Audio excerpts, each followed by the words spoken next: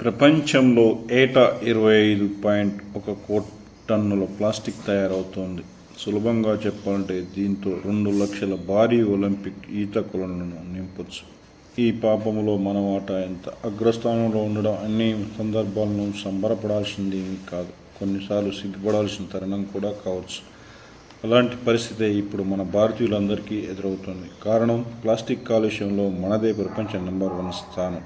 ప్రపంచాన్ని ప్లాస్టిక్ కాలుష్యంతో ముంచివేయడంలో అనేక దేశాల కంటే మనం ముందున్నామని ప్రఖ్యాత నేచర్ జర్నల్ తాజా అధ్యయనం తేల్చింది. మన తర్వాత నైజీరియా, ఇండోనేషియా, చైనాలు ఆ పాపాన్ని పంచుకుంటున్నాయని ఈ అధ్యయనాన్ని నిర్వహించిన లీడ్స్ విశ్వవిద్యాలయం పరిశోధకులు వెల్లడించారు. మానవాళికి కాకుండా ఇతర జంతుజాలానికి, పర్యావరణానికి పెనుముప్పుగా పరిణమిస్తున్న ఈ పాపంలో మన వాటా ఎంతో, దాన్ని తగ్గించుకోవడానికి ఏం చేయాలో ఆలోచించుకోవాల్సిన తరుణం ఇది అంటోంది ఈ అధ్యయనం. దీని ప్రకారం ఏటా ఉత్పత్తి అవుతున్న ప్లాస్టిక్ 5.2 కోట్ల టన్నుల పైగా సరైన నిర్వహణ లేక బహిరంగ ప్రదేశాల్లో కాల్చివేయడం లాంటి చర్యల ద్వారా వాతావరణంలో కలిసిపోతోంది.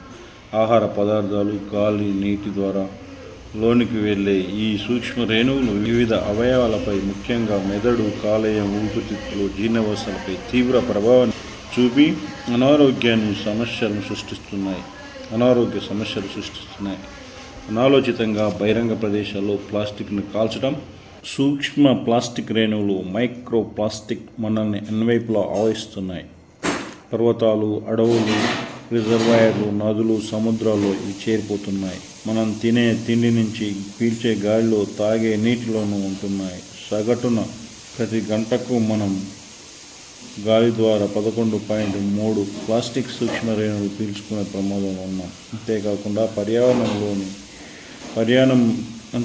పర్యావరణంలోకి ప్రవేశించే ప్లాస్టిక్ కాలుష్యం భూతం అత్యంత ఎత్తైన ఎవరెస్ట్ నుంచి అత్యంత లోతైన మరియానా ట్రెంచ్ దాకా ప్రతి చోటును ఆవహిస్తోంది.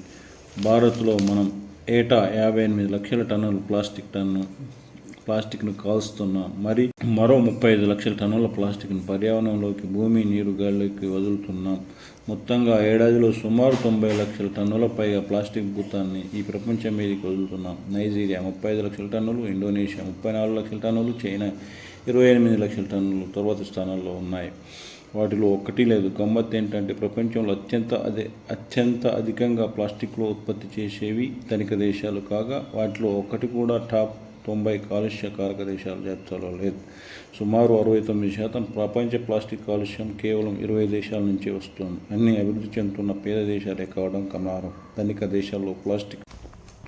దేశాల్లో ప్లాస్టిక్ వ్యర్థాల సేకరణ, వాటి నిర్వహణ సమర్థంగా సాగుతుండటమే ఇందుకు కారణంగా అధ్యయనం అభిప్రాయపడింది. మిగిలిన రంగాల్లో మాదిరిగానే ప్లాస్టిక్ కాలుష్యంపై కూడా ధనిక దేశాలు, అభివృద్ధి చెందుతున్న దేశాల వాదన భిన్నంగా ఉంది. ప్లాస్టిక్ వ్యర్థాల నియంత్రణ, నిర్వహణ సరిగ్గా చేయడం ప్రధానమని ధనిక దేశాలు వాదిస్తుండగా, ప్లాస్టిక్ ఉత్పత్తిని, వినియోగాన్ని తగ్గించి ప్రత్యామ్నాయాలు వెతకాలని అభివృద్ధి చెందుతున్న దేశాలు అంటున్నాయి. ప్రతి ఒక్కరూ కూడా ప్లాస్టిక్ బాటిల్ స్టైల్గా పట్టుకొని తాగడం మనకు అలవాటుగా మారింది. ఇదే మన అనార్థానికి కారణం అవుతుంది.